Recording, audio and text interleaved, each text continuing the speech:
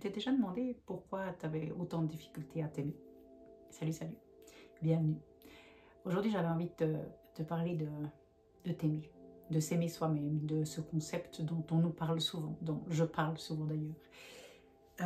Il faut s'aimer soi-même d'abord parce que évidemment, quand on s'aime et quand on prend soin de nous, eh bien après, on arrive à prendre soin des autres. S'aimer soi-même, c'est un concept que je travaille beaucoup avec les clients que j'accompagne. Parce que c'est quelque chose qui est comme plus naturel. C'est quelque chose qu'on n'a pas appris à faire. C'est comme une notion tellement bizarre de développement personnel où on se dit il faut s'aimer soi-même, oui mais ok, oui je m'aime, mais en fait à quoi ça sert, comment je le fais, etc. Puis du coup j'avais envie de t'en parler dans cette vidéo en t'expliquant en fait, en partageant ce que je partage avec mes clients et ce que je vois que du coup on arrive à construire petit à petit cette fierté, cette reconnaissance, cette gratitude et du coup cet amour qu'on a envers soi. Parce que pour moi c'est vraiment lié, l'amour de soi c'est vraiment lié à plusieurs concepts, alors c'est pas seulement moi, mais c'est déjà reconnaître, donc prendre conscience de ce qu'on est capable de faire. Donc c'est d'avoir cette confiance en nos capacités, cette confiance en ce que nous sommes en train de faire, la confiance qu'on peut atteindre des choses, qu'on peut faire des choses, qu'on est capable, qu'on a des connaissances. Donc déjà, il y a ce côté confiance en soi, et puis on est d'accord, c'est un énorme nuage qui veut rien dire. Souvent on parle de confiance en soi, et puis on dit j'ai pas confiance. Puis si tu te le dis en disant ah ouais c'est vrai, moi j'ai pas confiance en moi, ben, je te le dis dans les yeux, c'est faux. Si je te demande si tu as confiance en toi de prendre ton vélo, puis d'aller faire du vélo, tu vas me dire oui. Si je te demande, tu as confiance en toi de faire à manger, que ce soit bon bas, de faire des pâtes, je pense que tu peux me dire oui. Si je te demande d'écrire une adresse sur une enveloppe avec un stylo, je pense que tu peux me dire que tu as confiance que tu vas réussir à écrire ton mot. Si je te demande de marcher, tu pourras me dire que tu as confiance que tu sais marcher. Donc en fait, de ce nuage de la confiance en soi, on en a tiré un gros généralisme de « j'ai pas confiance ». Alors qu'en fait, on a confiance dans plein de choses du quotidien, qu'on peut s'habiller, qu'on sait chauffer de l'eau, qu'on peut faire un café, qu'on est là pour nos enfants, etc., etc. Donc, déjà, la première invitation, c'est va faire la liste de toutes les choses, si tu as envie, ou tu as confiance en toi. Parce que quand tu te dis et quand tu te répètes « j'ai pas confiance en moi », tu fais un nuage de 1000 choses et tu oublies toutes les choses où tu as confiance. Donc, d'abord, va voir toutes les choses où tu as confiance. Et ça veut dire quoi pour toi? J'ai pas confiance en moi.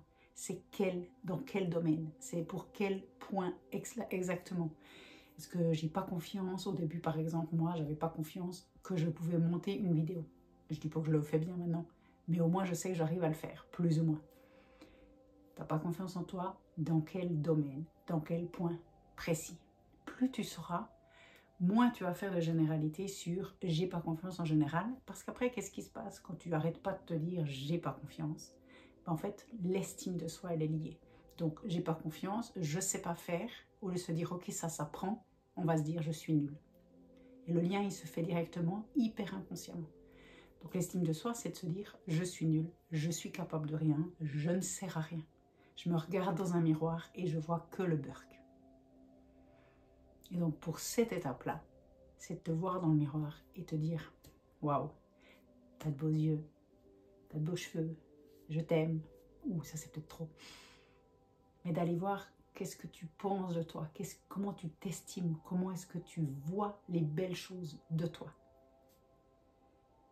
Tout ça va faire après que tu vas pouvoir t'affirmer. Donc dire qui tu es, avec les choses que tu sais faire et les choses que tu ne sais pas faire, ou pas encore, ou tu ne sais plus. Moi, je parlais super bien l'allemand, autant te dire que maintenant je le parle moins. Mais je sais que ce tiroir de l'allemand, il est là. Donc si je veux retourner parler de l'allemand, ben, il faudra juste que je le réouvre et que je m'y refasse. Mais je ne peux pas dire je suis nulle en allemand. C'est vraiment d'aller voir et affirmer là où on est bon, là où on est fier de nous. Et ça, c'est le dernier point que j'avais envie d'aborder dans cette courte vidéo qui a énormément de contenu, on va le dire. Ça pourrait être travailler des heures. Peut-être que je décortiquerai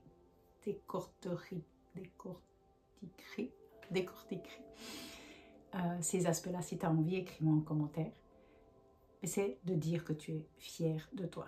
J'en ai plusieurs des clients. C'était peut-être plus des hommes, mais quoique les femmes aussi. De dire je suis fière de moi. Je suis fière de mes actions, de ce que j'ai fait et de qui je suis. C'est pas la même chose. Je suis fière de mes actions. Je suis fière d'être un homme de 40 ans, d'être un homme de 50 ans, d'avoir fait ça, d'être qui je suis, d'être le père que je suis, d'être la mère que je suis, d'être la femme que je suis, d'avoir mon parcours. Je suis fière de ce que j'ai fait et je suis fière de mes valeurs, je suis fière de qui je suis.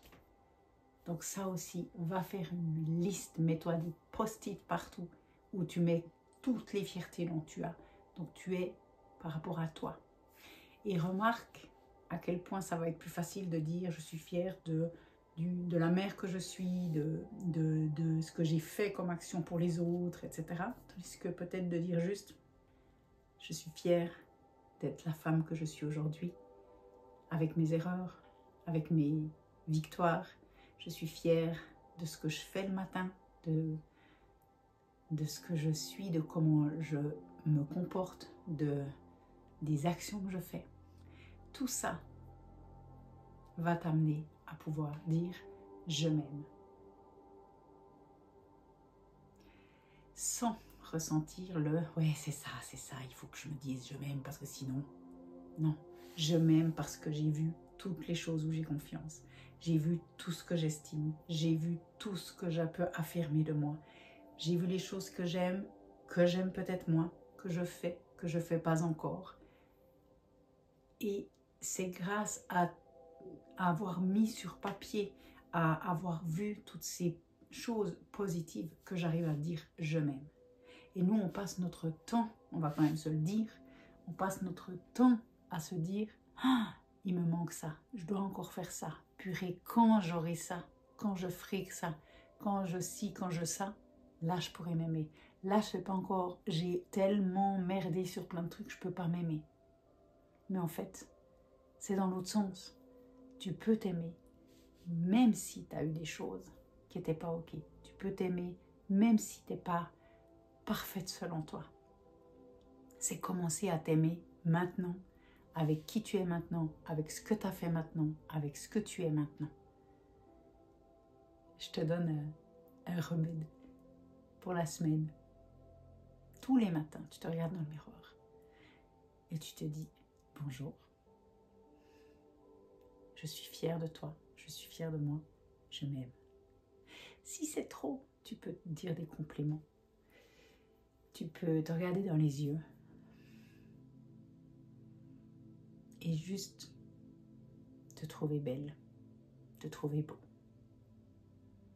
Si la petite voix elle vient dire « ouais non, j'ai nouveau des rides, oh là là, cette tête que j'ai ce matin », merci petite voix, j'ai pas besoin de toi là maintenant. Je me trouve belle, là, maintenant, en ce moment. Bien du plaisir devant ton miroir. Ciao, ciao.